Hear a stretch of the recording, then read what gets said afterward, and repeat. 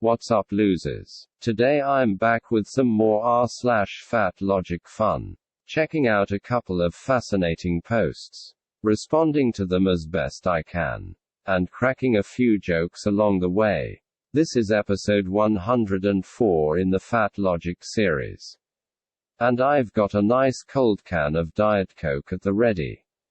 So without further dilly-dallying, let's get into these posts. You are blessed to be bigger, and conveniences, as wonderful for living life, and helpful as they are, have nothing to do with the existence of fat people. Fat people throughout history, and even now, myself included, have lived through starvation and physical exertion for lifetimes, and have remained fat, because guess what? Bodies are not based on thermodynamics. There's a fair bit wrong with this post, but I think I'll just start from the top. How exactly are fat people blessed to be bigger? Where is the blessing? The post seems to acknowledge that being fat is inconvenient in a bunch of ways. Which is true, but what are the positives that supposedly outweigh this inconvenience, to the point that one would consider themselves blessed? I'm genuinely curious, because to me, coming up with any real benefits to being fat is a challenge. I'm basically drawing a blank, while the downsides can be seen pretty much across the board.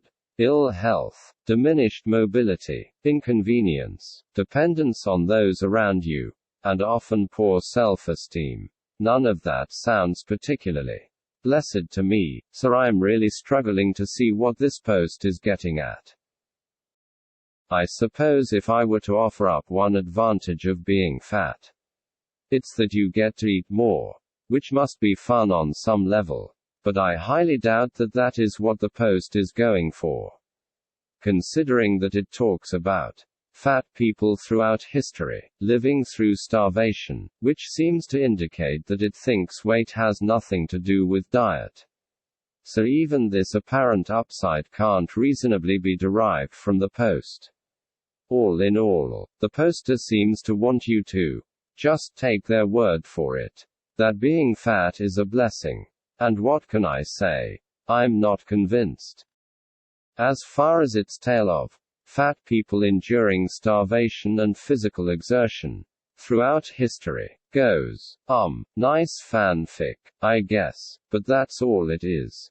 Historical victims of famine and harshly taxing labor conditions were not fat. In fact, they were about as far from fat as you can imagine. And you know why? Because they worked all day and had nothing to eat. I really shouldn't have to be explaining this, but the image some of these fat activists seem to have of widespread obesity in famine conditions is nothing more than a figment of their imagination, informed by little other than wishful thinking.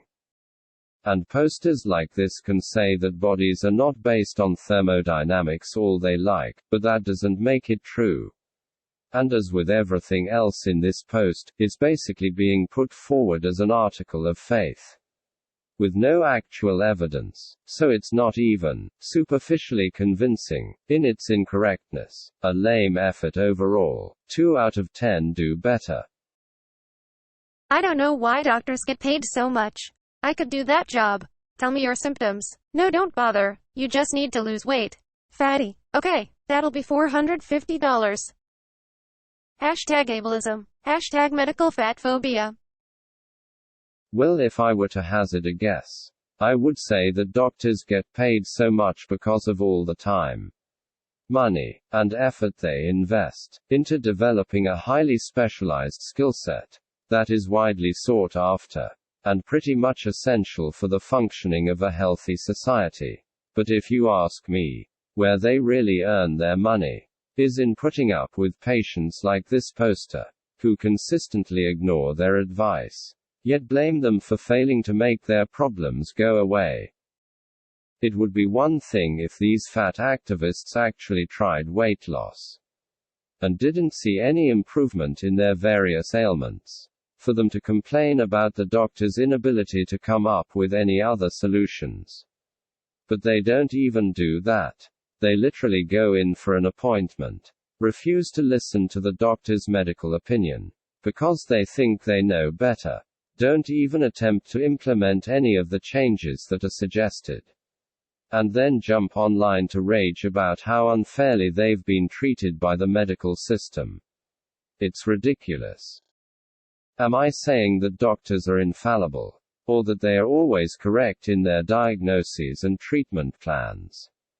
Absolutely not. Doctors get things wrong, and this may occasionally include overlooking things due to a patient's size. But they do, for the most part, try their best to provide patients with the best care possible. This has to be a two-way street, though. If you, as a patient, go in expecting the worst, assuming that you know everything, and writing off weight loss as a form of treatment, because you don't want to go on a diet, then you can't complain when the doctor-patient relationship proves unproductive, because you haven't been operating in good faith. Ultimately, if you're so concerned about how much doctors charge, it would behoove you to, at the very least, make sure that you're getting your money's worth. Because as things stand, you're basically flushing money down the toilet. And that's not the doctor's fault. It's yours. So I saw a post that was a screenshot of a post. Meta, I know. It was one of those. Reblog if this, and you'll get a message in your inbox. From the early 2010s. And it had, if you've ever felt fat, in it. The post that was screenshotting that was like, seriously. Fat isn't a freaking feeling. Which has me thinking about, like, how fatphobic society is. That people are even able to feel they're fat. Because people often feel negative things. They feel they're ugly, and fat and ugly are one and the same, in the eyes of the world. It also had me thinking about eating disorders, and body dysmorphia. I can't help but wonder if this, feeling fat, can cause someone to see themselves as fatter than they are. 'Cause whenever I've felt dysphoric, or worried about passing, my hips suddenly become a few inches wider. I'd be surprised if this weren't the case for fatness dysmorphia, or whatever that specific subtype is called. But people feel bad things about themselves all the time, and it is very sinister that our world has managed to make a body type into a flaw and a feeling. It reminds me of a saying I saw a lot when I lurked on pro-Ana forums and Tumblr. The whole world is pro-Ana, and only us, the disordered, are able to see it. This got off topic a bit. But God, I freaking hate how people have managed to make adipose tissue, literal bits of cells, into something people feel, and want to get rid of their own cells and tissues. It is fricked up beyond belief. Okay, so, this one is a bit disorganized, and stream of consciousness-y, so I found it a bit hard to digest. But it touched upon a few interesting topics in amongst everything, so I thought I would talk about it a bit. The first thing I want to note is something that I thought would be obvious, but that the post seems not to get, which is that there is a distinction between fat, as in, adipose tissue, and fat, as in, the description of a person's body. The two are related, obviously, but they are not the same thing, and I don't think it's helpful to conflate them. When someone says that they feel fat, they are not saying that they feel like adipose tissue, or even that they feel as if they have adipose tissue, because all of us have adipose tissue in some quantity, and this is an unremarkable fact of life. What they are saying is that they feel that their body has too much adipose tissue, or in other words, that they are too fat. This may or may not be a realistic assessment of their actual body and its composition, depending on the person's size and their relationship with their body. But this is what feeling fat entails. It is not about the literal bits of cells that constitute adipose tissue. It is about their body, and how they view it. As the post rightly notes, the cultural meanings that are attached to fat bodies, especially those relating to their attractiveness, can greatly complicate the relationship between mind and body, and lead to issues like body dysmorphia, where people lose the ability to accurately perceive their physical form, and may pursue unhealthy weight loss in response to this mental disconnect. This creates a rather thorny terrain for us to navigate, in which someone's weight loss might be physically advantageous, but psychologically damaging, or in more extreme cases, where someone's relationship with their body becomes so warped that they actively harm themselves in pursuit of an aesthetic ideal which, by its very nature, will always lie just outside the grasp. I'm not sure where I'm going with all of this exactly, other than to acknowledge the complexity and difficulty of the issue, and reaffirm the importance of prioritizing health over aesthetics with regard to weight. Especially for those who are psychologically vulnerable. It's fine for people to lose weight because they want to look thinner. But this should never be done at the expense of one's health. And we should never make people who are in a perfectly healthy weight range feel that they need to lose a dangerous amount of weight to fit into an unrealistic beauty standard. Because what really matters is not the way we look. What matters is that we are happy and healthy.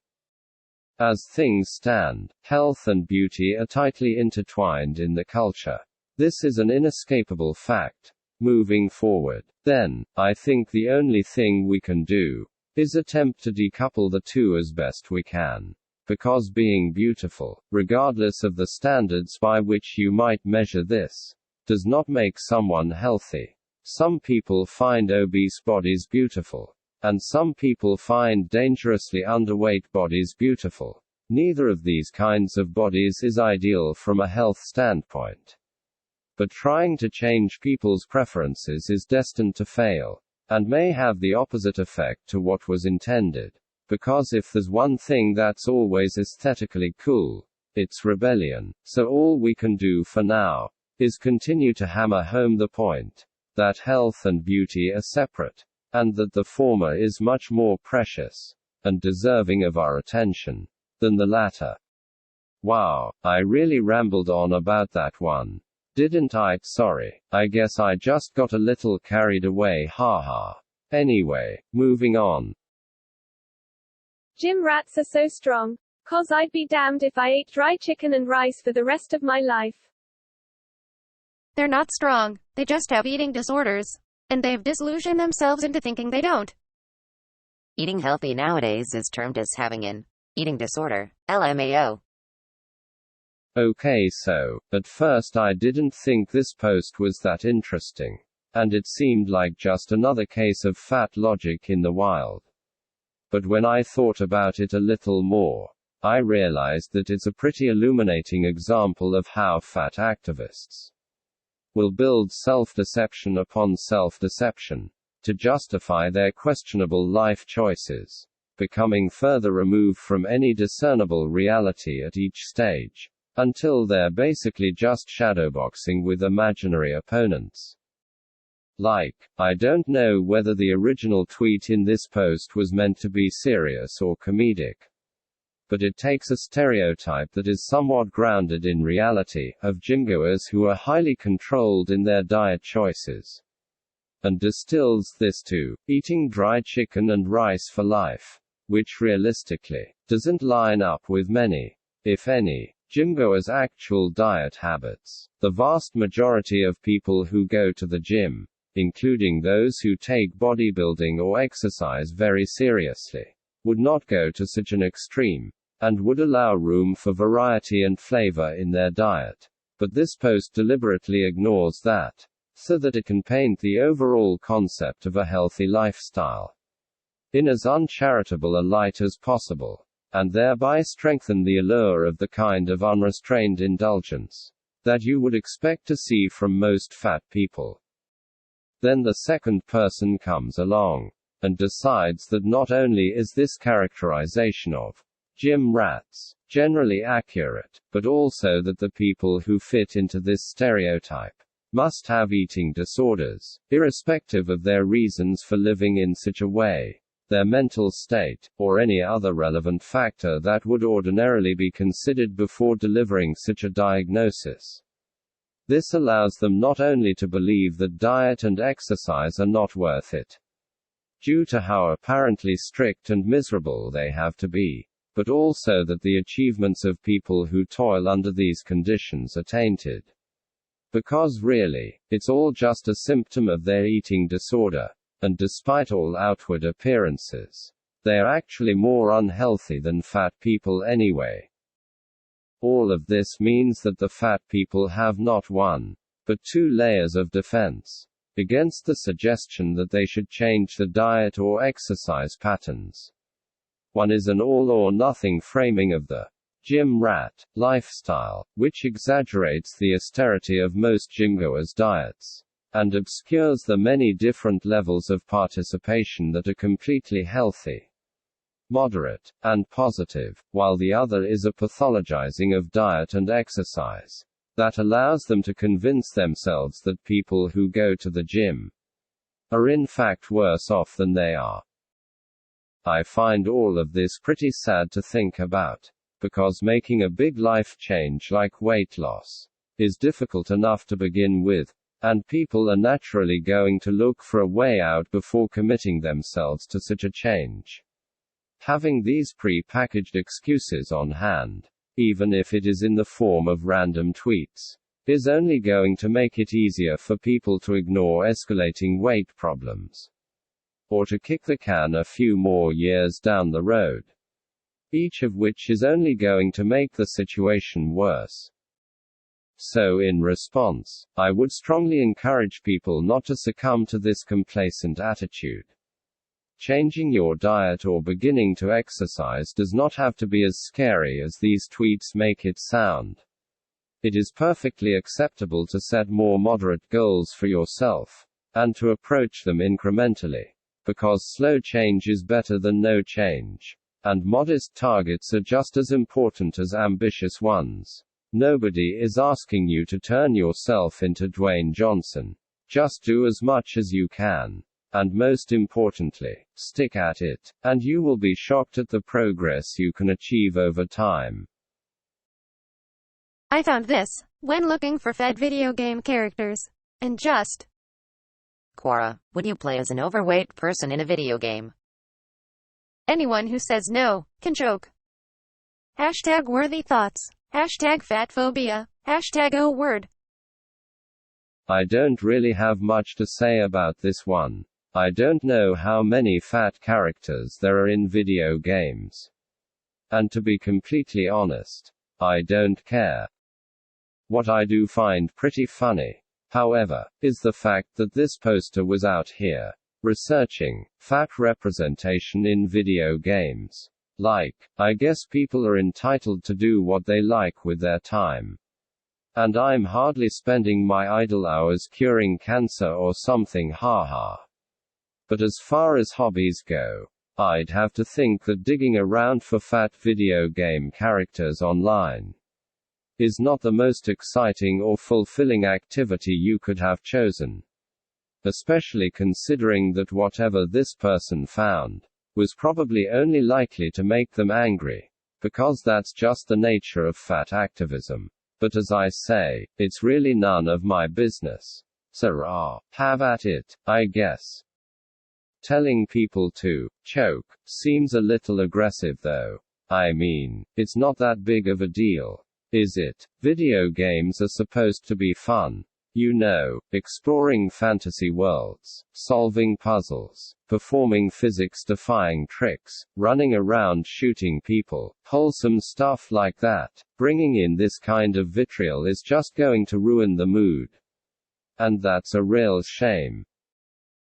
Also, I don't know that the hashtag worthy thoughts really applies here. If you're telling someone to choke over their selection of playable character in a game, that's more of a petty rage than a worthy thought, as far as I'm concerned. But what would I know?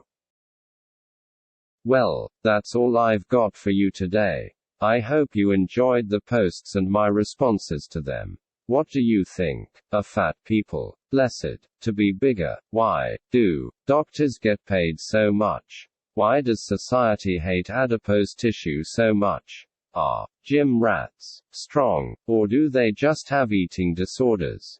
Do video games need more fat representation? Let me know in the comments. As always, don't forget to like and subscribe, or I'll make you eat dry chicken and rice for the rest of your life. Just kidding, haha. Anyway, catch you later.